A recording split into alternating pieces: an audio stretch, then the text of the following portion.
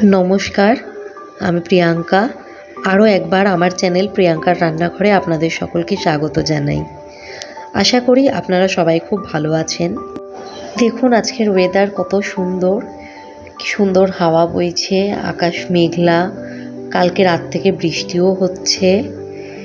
তাই ভাবলাম এই রকম সুন্দর ওয়েদারে আজকে খিচুড়ি রান্না করা যাক। আজকে সেদ্ধ চাল আর মুসুরির ডাল দিয়ে এই খিচুড়িটি বানাবো। তবে আমার কিন্তু মুগ ডাল আর গোবিন্দভোগ চালের খিচুড়িটাই সবথেকে বেশি ভালো লাগে।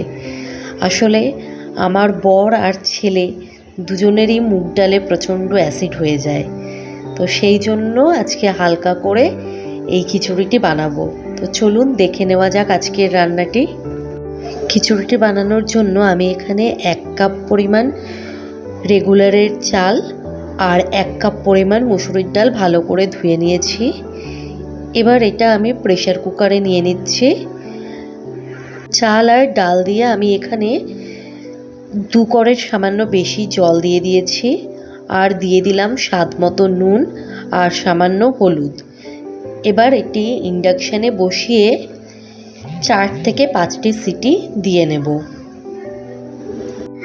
আপনারা চাইলে হাঁড়িতে বা কড়াইতে গ্যাসেও রান্না করে নিতে পারেন। আমি তাড়াতাড়ির জন্য প্রেসার কুকার আর ইন্ডাকশান ব্যবহার করেছি। চাল ডালটা সেদ্ধ হতে হতে আমি এখানে একটি বড় ও একটি ছোট পেঁয়াজ ভালো করে ধুয়ে নিয়েছি। এবার মিহি করে কুচিয়ে নেব।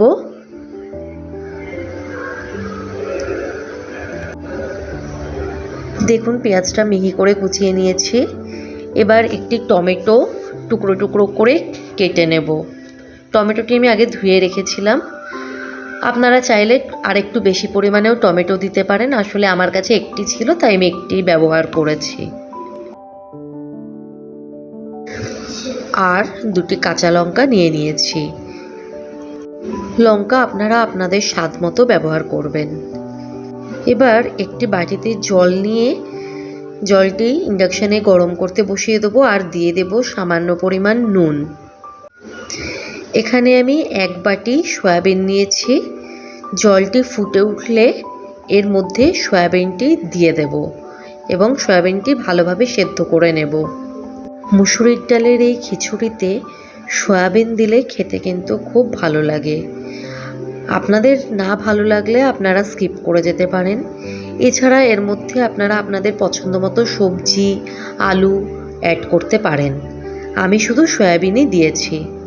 সয়াবিন সেদ্ধ হয়ে গেছে। এবার এটি একটি স্ট্রেনারের সাহায্যে জল ঝরিয়ে নেব।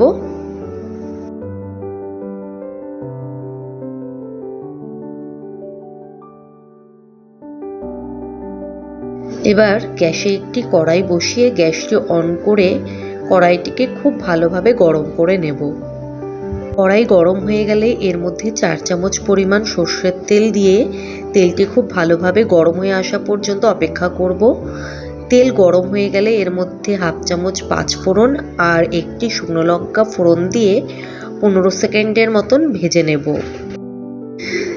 এরপর এর মধ্যে কুচিয়ে রাখা পেঁয়াজটি অ্যাড করে দেব এবং হালকা বাদামি রং আসা পর্যন্ত খুব ভালোভাবে ভেজে নেব। দেখুন পেঁয়াজটা সুন্দর বাদামি রঙের হয়ে গেছে। এই পর্যায়ে এর মধ্যে কেটে রাখা টমেটোগুলো অ্যাড করে দেব।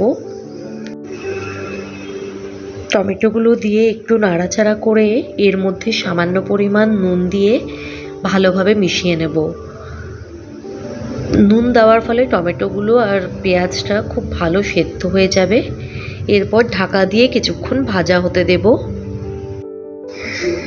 কিছুক্ষণ পর ঢাকনা খুলে ভালোভাবে মিশিয়ে নেব এবং টমেটোগুলোকে খুন্তির সাহায্যে ভালোভাবে স্ম্যাশ করে দেব। পেঁয়াজ আর টমেটো খুব ভালোভাবে ভাজা হয়ে গেছে। এখন সয়াবিন অ্যাড করে দিলাম, দিয়ে সয়াবিনগুলোকেও খুব ভালোভাবে ভাজা করে নেব। আমি সয়াবিনের মধ্যে হলুদ ব্যবহার করছি না। আপনারা চাইলে এর মধ্যে হলুদ দিতে পারেন। আর নুনও এই পর্যায়ে দিচ্ছি না, কেন আমি সয়াবিনগুলো সেদ্ধ করার সময় নুন দিয়েছি, আর চাল ডাল সেদ্ধ করার সময়ও নুনের ব্যবহার করেছি। এবার ঢাকা দিয়ে কিছুক্ষণ ভাজা করে নেব। কিছুক্ষণ পর ঢাকনা খুলে ভালোভাবে নাড়াচাড়া করে নেব। এখন দেখুন সয়াবিনগুলো কিন্তু সুন্দর লাল লাল হয়ে ভাজা হয়ে গেছে। এই পর্যায়ে আমি কড়াইটি গ্যাস থেকে নামিয়ে প্রেসার কুকারটি বসিয়ে দেব। এবার এর মধ্যে ভেজে রাখা সয়াবিনটি অ্যাড করে ভালোভাবে মিশিয়ে কিছুক্ষণের জন্য ঢাকনা চাপা দিয়ে লো ফ্লেমে রান্না হতে দেব। কিছুক্ষণ পর ঢাকনা খুলে এর মধ্যে 2টো কাঁচা লঙ্কা দিয়ে দেব এবং ভালোভাবে মিশিয়ে নেব। আমি কাঁচা লঙ্কাগুলো না চিরে গোটা অবস্থাতেই দিয়েছি, যাতে এটি ভাপে সেদ্ধ হয়ে যায় কিন্তু ঝালটাও এর মধ্যে না আসে, কারণ আমার ছেলে একদম ঝাল খেতে পারে না। এবার ঢাকা চাপা দিয়ে আরও কিছুক্ষণ রান্না হতে দেব। কিছুক্ষণ পর দেখুন আমাদের খিচুড়ি মোটামুটি রেডি হয়ে এসেছে।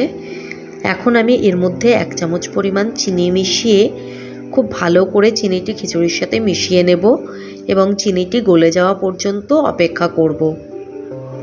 চিনি ভালোভাবে গলে গেলে এর মধ্যে 1 চামচ ঘি দিয়ে ভালো করে মিশিয়ে নিলেই আমাদের সয়াবিন দিয়ে মুসুরির ডালের খিচুড়ি একদম রেডি।